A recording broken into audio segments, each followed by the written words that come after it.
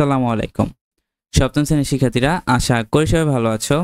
M education hour চ্যানেলের পক্ষ থেকে আমি তোমাদের আবির স্যার। আজকে আমি তোমাদের সাথে আলোচনা করব পঞ্চম অধ্যায়ের 2 নং সৃজনশীল নিয়ে। গত ক্লাসে আমরা 1 নং সৃজনশীল নিয়ে আলোচনা করেছিলাম। যারা ভিডিওটা দেখো নাই তারা প্লেলিস্ট চেক করে আমাদের ভিডিওগুলো দেখে নিও।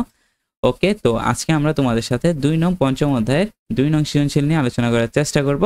তো সবার প্রথম আমি যদি তোমাদের সাথে উদ্দীপকটা পড়ি, তো দেখো কি লিখছে। সোহান সাহেব এবং শেখর বাবু 2 বন্ধু। সোহান সাহেব একজন সরকারি কর্মকর্তা। তিনি কিছুদিন পূর্বে নির্বাচনে একটি ভোট কেন্দ্রে সুষ্ঠুভাবে ভোট গ্রহণের দায়িত্ব সম্পন্ন করেন। শেখর বাবু একজন বিশিষ্ট ব্যবসায়ী। এবছর তিনি শ্রেষ্ঠ করদাতার পুরস্কার পান। তাদের সন্তানদের লেখাপড়া উভয় অত্যন্ত সচেতন।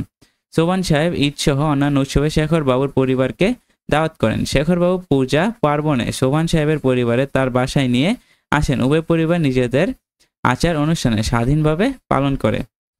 দেন কি লিখছে দেখো, রাষ্ট্রের সবচেয়ে মূল্যবান সম্পদ কি? এটা হচ্ছে ক নাম্বার। খ নাম্বার কি? সুনাগরিক হওয়ার ক্ষেত্রে নির্লিপ্ততা একটি বাধা। কথাটি ব্যাখ্যা করো। আচ্ছা, তো আমরা উত্তরের মধ্যে চলে আসি।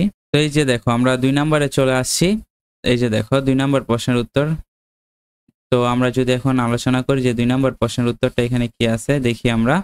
দেখো, ক নাম্বার প্রশ্নটা আমাদের ছিল যে রাষ্ট্রের সবচেয়ে মূল্যবান সম্পদ কি? তো বুদ্ধিমান নাগরিক হচ্ছে কি রাষ্ট্রের সবচেয়ে মূল্যবান সম্পদ। তারপর খ নম্বর প্রশ্ন হচ্ছে আমাদের সুনাগরিক হওয়ার ক্ষেত্রে নির্পিল্লতা একটি বাধা। কথাটি ব্যাখ্যা করো। ওকে, তো আমরা খ নম্বর প্রশ্নের উত্তরটা দেখি। কাজের প্রতি নাগরিকদের উদাসীনতাকে বলে নির্পিল্লতা।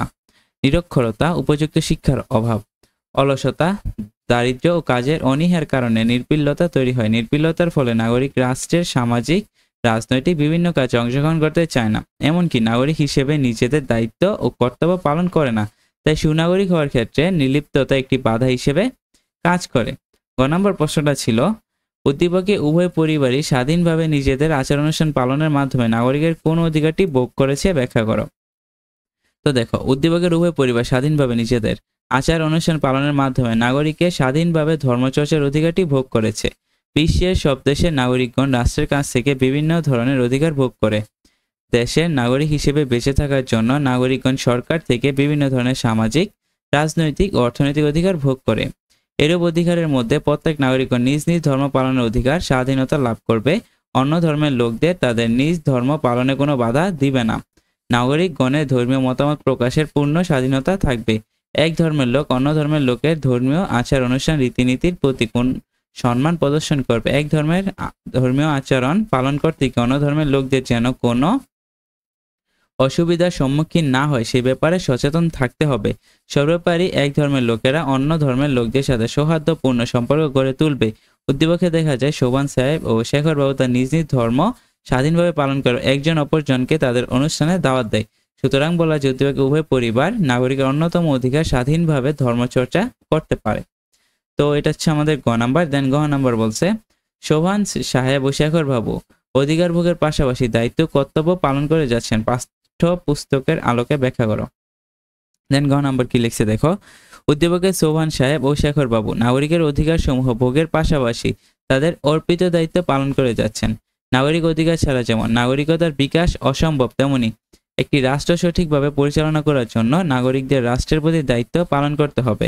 রাষ্ট্রের প্রতিটি নাগরিকের রাষ্ট্রের প্রতি অনেক দায়িত্ব কর্তব্য রয়েছে। এর মধ্যে কি কি আছে দেখো, ভোটাধিকার প্রয়োগ করা, নিয়মিত কর প্রদান অন্যতম।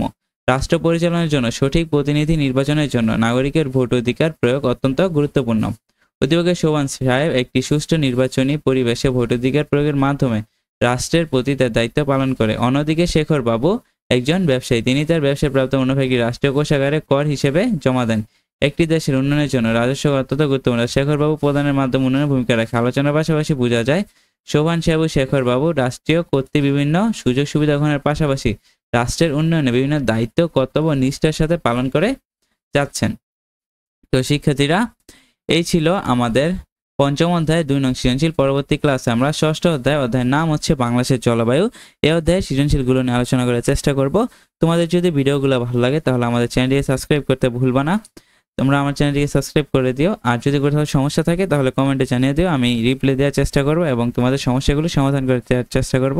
আল্লাহ হাফেজ।